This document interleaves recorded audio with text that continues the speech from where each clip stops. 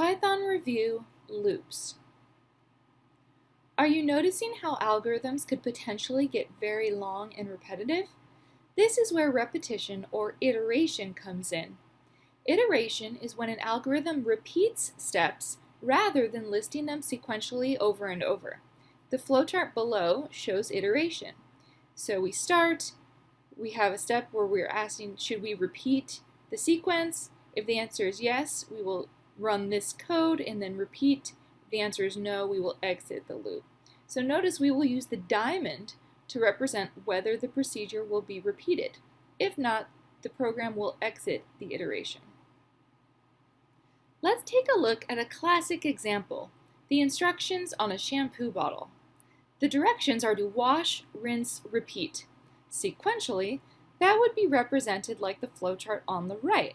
Wash, rinse, end. What's wrong with this?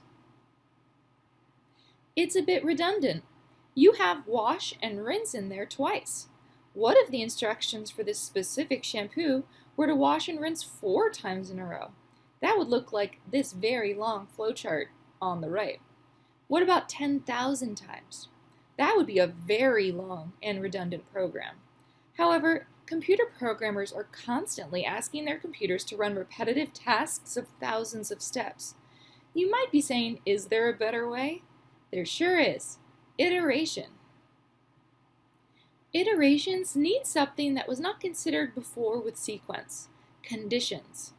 A condition is something tested before the iteration runs each time. It will only run if the condition is true or yes.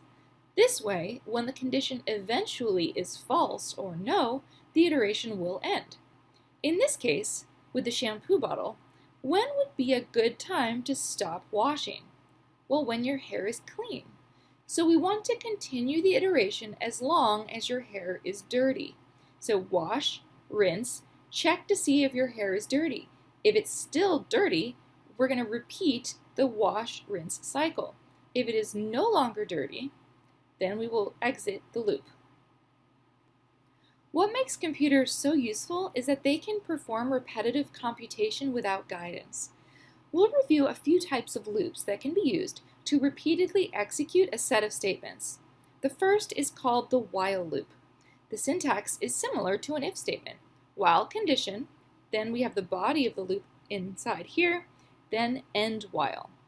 The condition is tested first, and if it's true, the body of the loop is executed.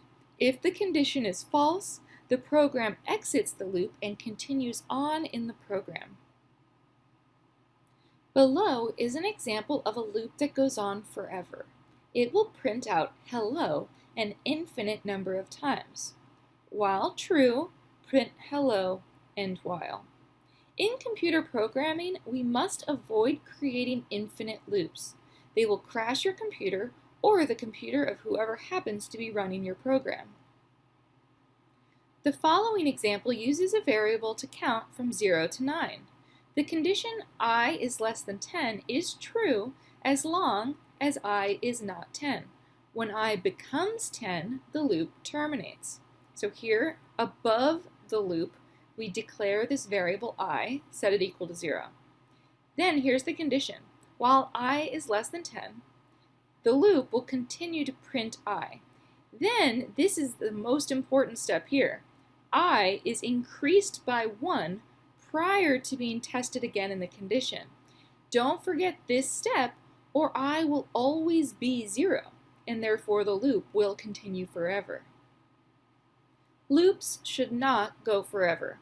There are 3 rules when creating loops. Number 1, the variables in the condition must be initialized. 2, the condition is tested before the loop begins. 3, at least one of the variables changes value within the body of the loop, eventually leading to the condition being false.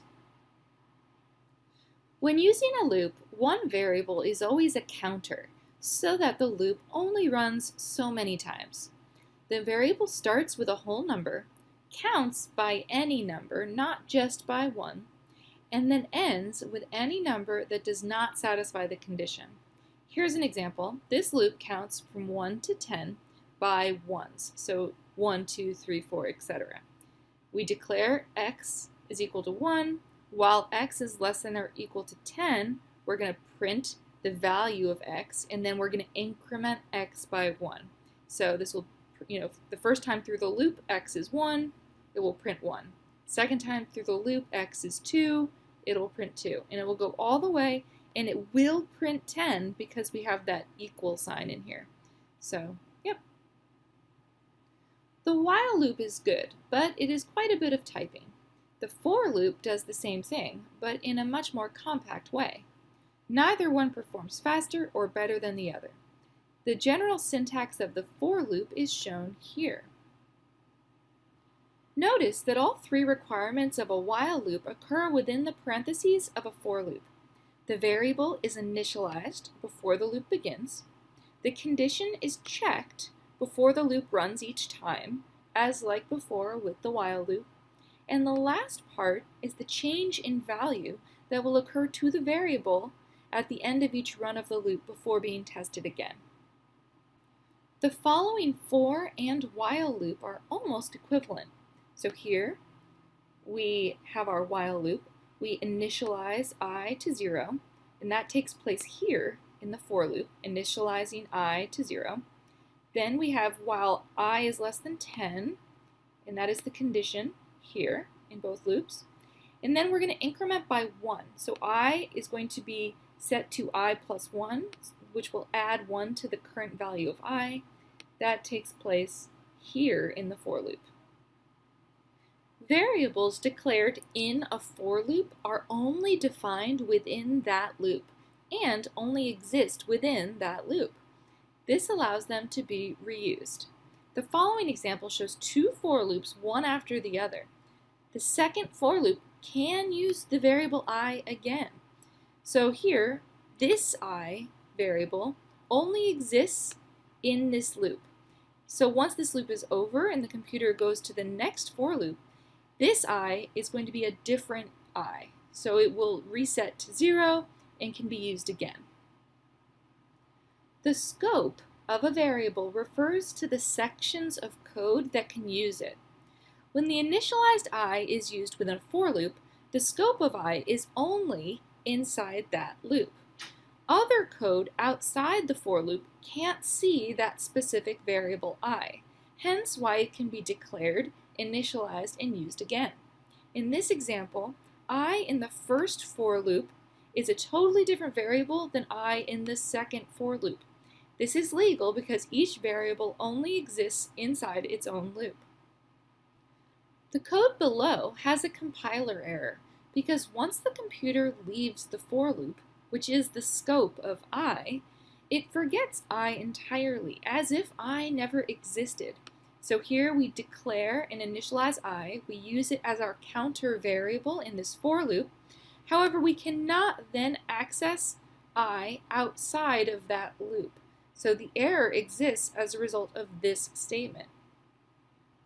If you want to reuse the variable I with multiple while loops, you would have to reset I to 0 after each loop. You do not declare it again. Only use int, shown here, the first time you declare the variable. This method might be confusing and is not recommended. So here we declare I, set it equal to 0.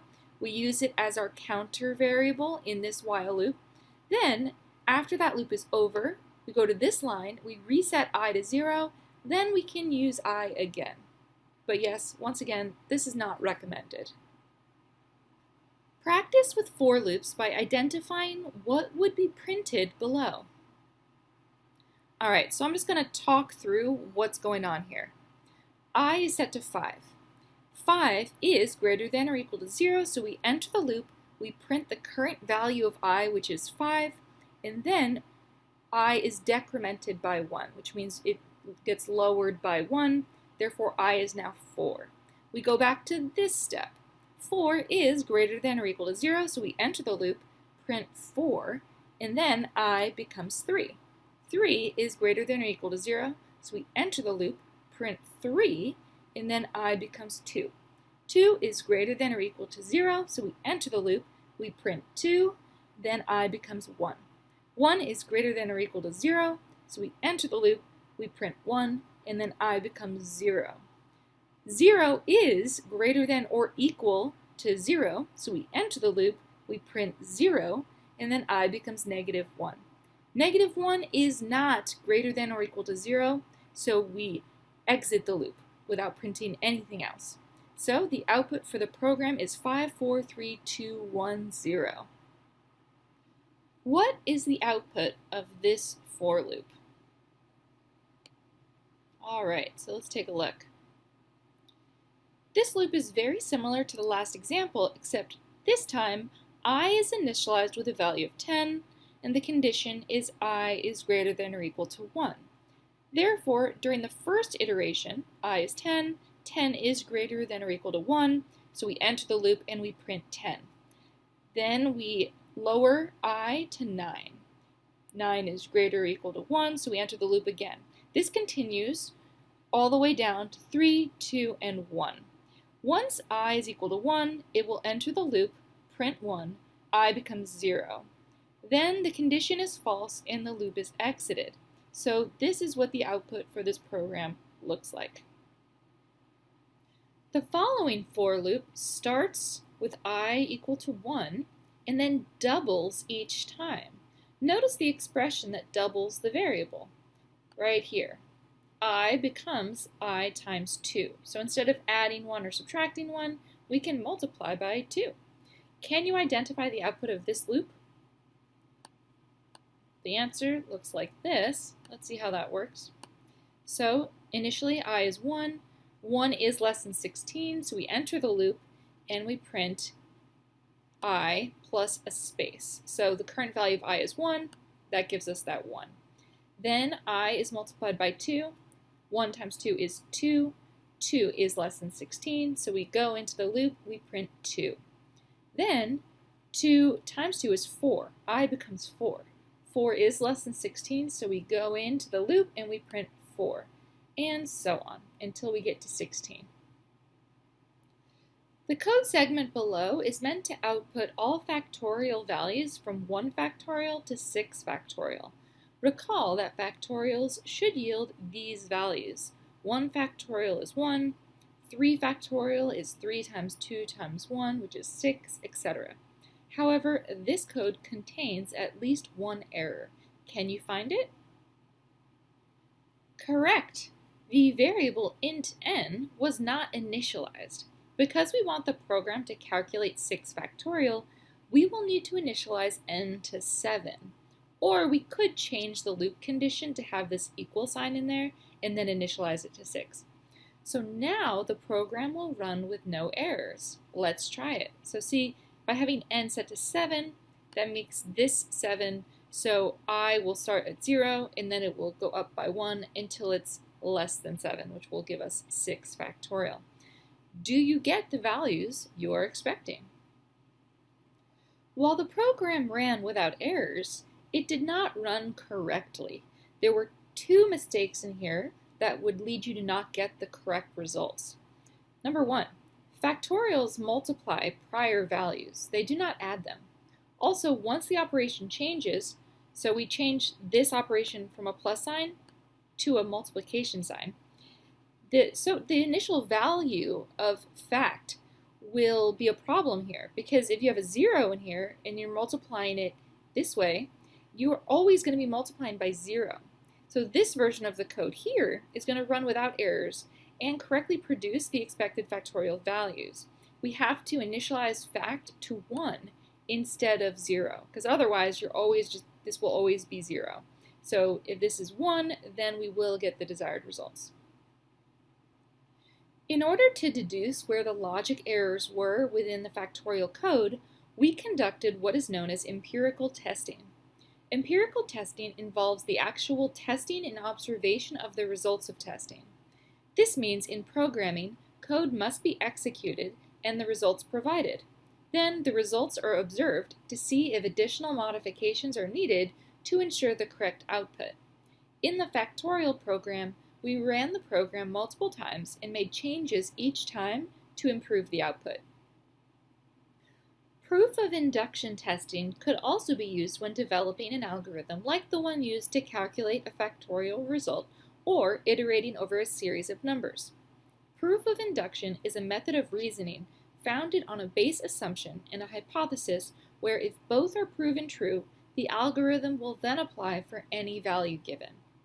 Using the factorial program as an example, using proof of induction means that a base case in this example is when the code would end, which would be when n is 1.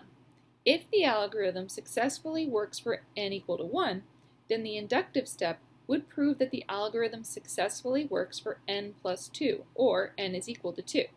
If both are successful, then the code has been tested using proof of induction. Let's take a look at how a nested for loop works.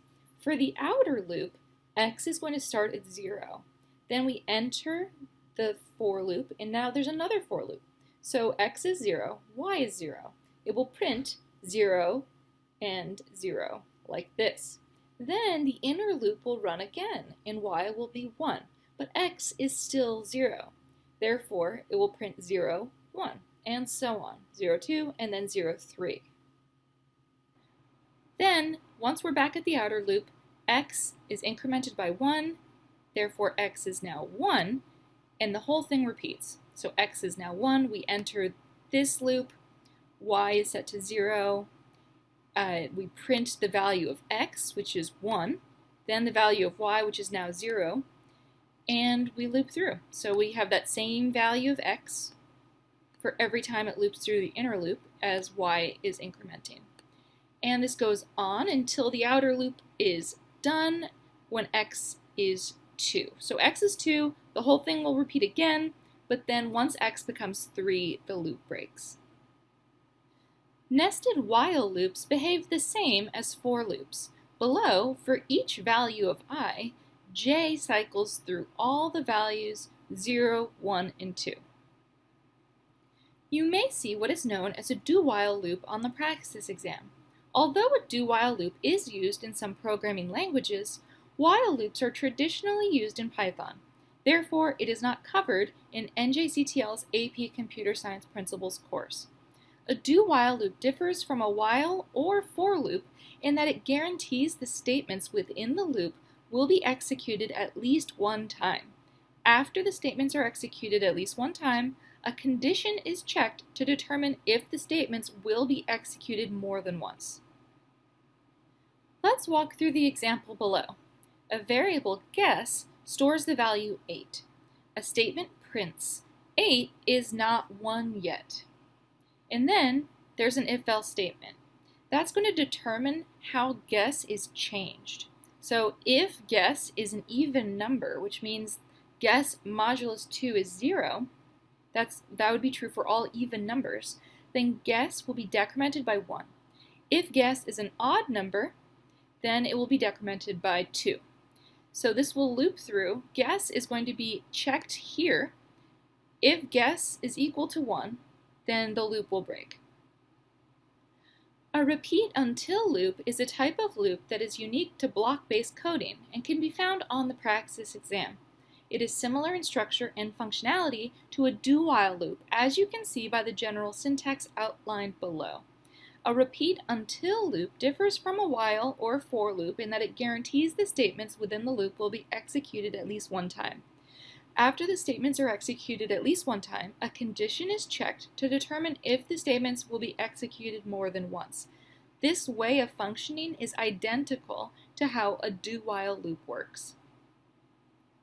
We'll modify our do-while loop from before and turn it into a repeat until loop. So here we have repeat until instead of do while, but the rest of the code is the same.